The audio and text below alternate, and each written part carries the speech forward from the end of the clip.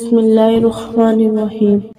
وَإِذْ قُلْتُمْ يَا مُوسَى لَن نَّصْبِرَ عَلَىٰ طَعَامٍ وَاحِدٍ فَادْعُ لَنَا رَبَّكَ يُخْرِجْ لَنَا مِمَّا تُنبِتُ الْأَرْضُ مِن بَقْلِهَا وَقِثَّائِهَا وَفُومِهَا وَعَدَسِهَا وَبَصَلِهَا قَالَ أَتَسْتَبْدِلُونَ الَّذِي هُوَ أَدْنَىٰ بِالَّذِي هُوَ خَيْرٌ اهبطوا مصرا فإن لكم ما سألتم وضربت عليهم الذلة والمسكنة وباءوا بغضب من الله ذلك بأنهم كانوا يكفرون بآيات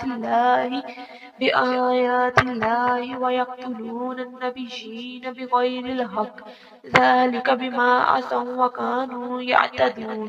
اور جب تم نے کہا ہے موسیٰ ہم سے تو ایک کھانے پر ہرگز صبر نہ ہوگا، تو آپ اپنے رب سے دعا کیجئے کہ زمین کی اگائی ہوئی چیزیں ہمارے لیے نکالے، کچھ ساگ اور ککری اور گیہوں اور مسور اور پیاز۔ فرمایا کیا ادنا چیزوں کو بہتر کے بدلے مانگتے ہو؟